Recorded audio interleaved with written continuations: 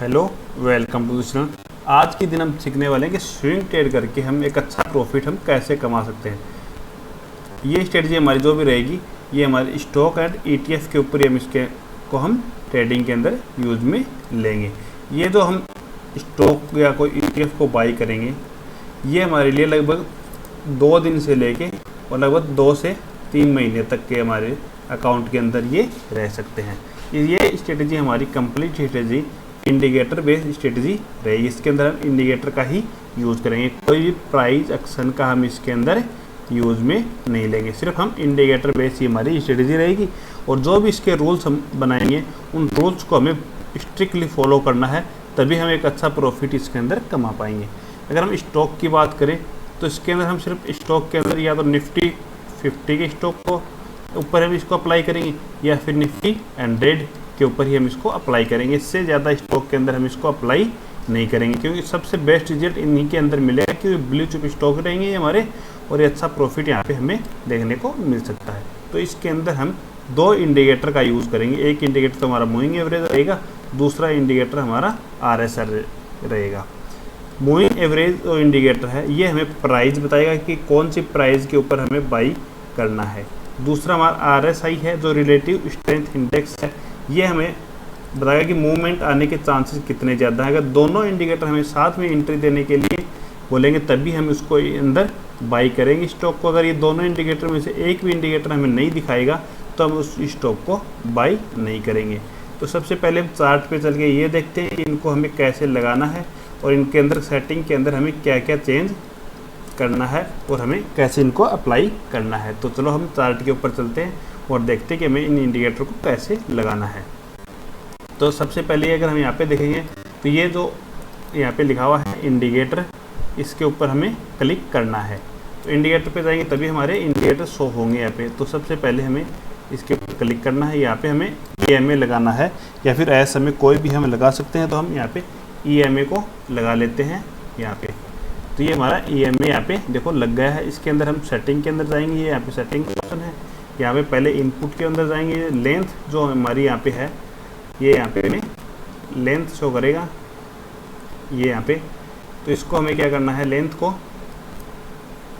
ये देखेंगे हम यहाँ पे ये लेंथ शो कर रहा है, इसको हमें चेंज करना है सबसे पहले। तो ये जो 9 है इसकी जगह हमें यहाँ पे 60 कर देना है और यहाँ पे नीचे आके ओके कर देना है। तो ये हमारा लग गया EMA। चलो इसको थोड़ा मोटा कर लेता हूँ, इसकी जो लाइन है ये थोड़ी पतली है। तो स्टाइल में जाएंगे और यहाँ पे जो ये है इसको यहाँ पे हम 3 के ऊपर क्लिक कर दें तो हमें साफ साफ अच्छे तरीके से दिखाई दे। फिर इसको हम ओके कर देंगे।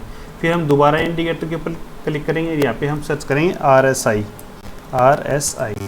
तो सबसे पहले ऊपर जो इंडिकेटर मिलेगा हमें जो ये है, पहले इनको मैं डिलीट कर देता हूँ, ये यहाँ पे है, इसके ऊपर हम क्लिक करेंगे तो ये हमारा यहाँ पे RSI का इंडिकेटर लग गया है। अभी इसके अंदर हमें क्या क्या सेटिंग करनी है वो भी हम देख लेते हैं। तो यहाँ पे देखोगे आप इसका ऑप्शन यहाँ पे मिलेगा हमें सेटिंग का ऑप्शन।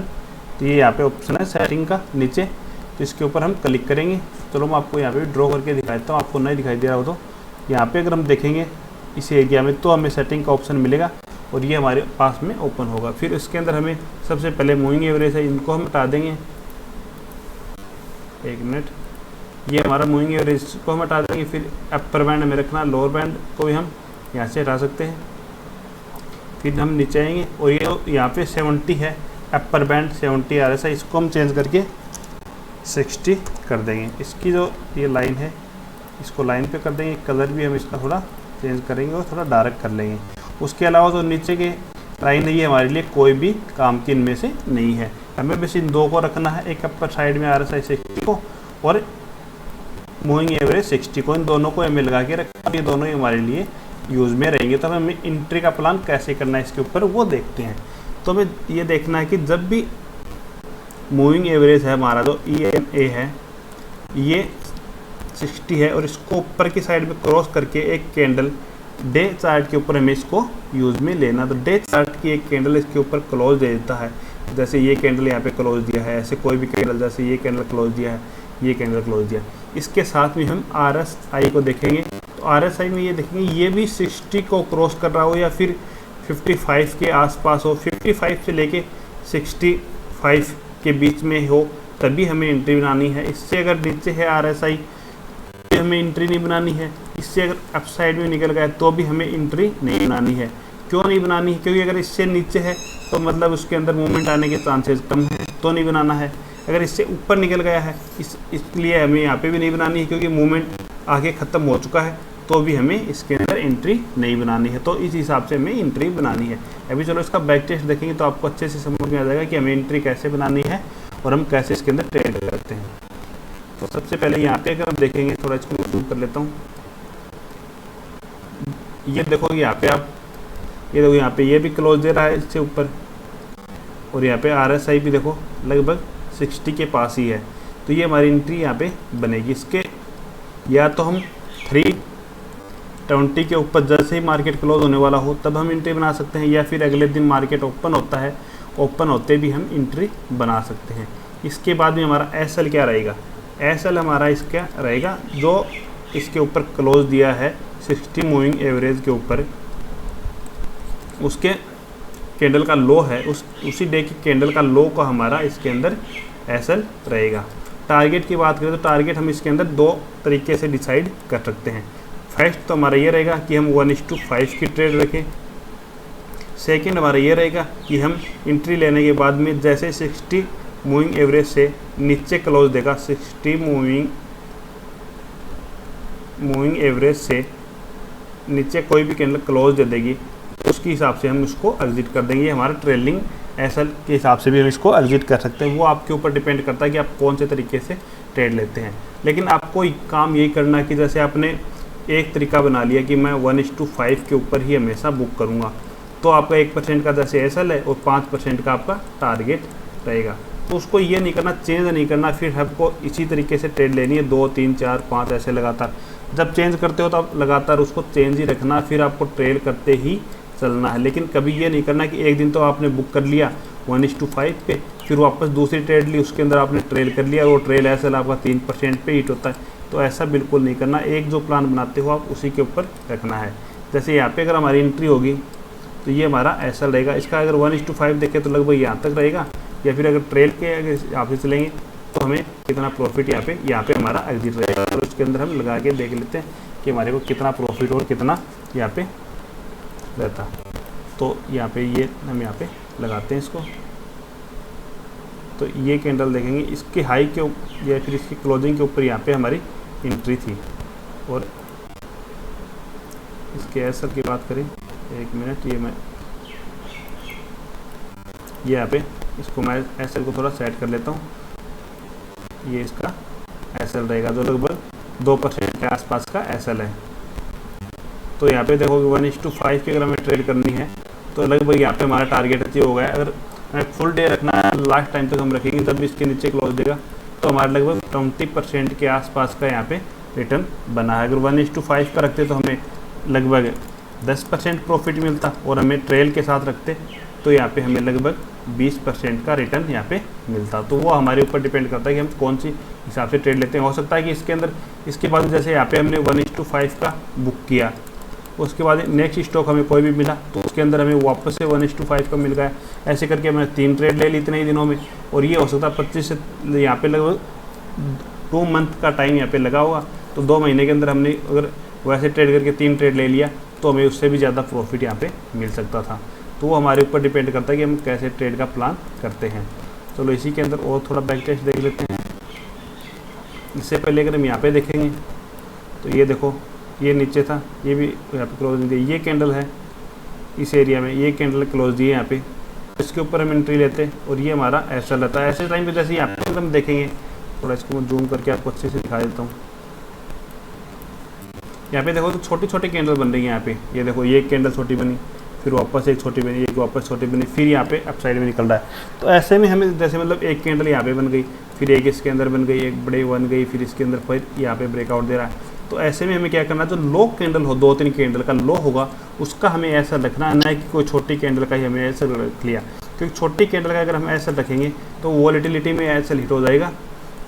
इस कारण से हमें थोड़ा SL को बड़ा रखना है। 2% के आसपास का तो SL हमें रखना ही है डे चार्ट के अंदर। इससे कम का SL हमें प्लान नहीं करना, नहीं तो ऐसे ही हो जाएगा। यहाँ पे भी अगर हम देखेंगे तो एक अच्छा टारगेट यहाँ पे मिला, ट्रेल करते तो हमें लगभग यहाँ पे हमारा एग्जिट होता। तो चलो कुछ और भी स्टॉक भी देख लेते हैं। ये तो हमारा, इसके अंदर हमें वॉच लिस्ट के अंदर कैसे स्टॉक रखने हैं वो भी मैं आपको बता देता हूँ साथ साथ में।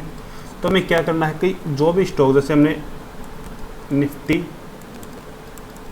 100 की हमने वॉच लिस्ट बना ली, उसको हमने ट्रेडिंग व्यू पे सेव कर लिया। फिर हमें क्या करना है कि जो भी स्टॉक 60 मूविंग एवरेज से नीचे चल रहा है उसको हम हमारी वॉच लिस्ट से अलग कर लेंगे कि इसको हमें बाइंग के लिए देखना है। और फिर जो स्टॉक बिल्कुल पास में आ जाएगा उसको हमें देखना है कि मतलब ये कब हमें एंट्री दे।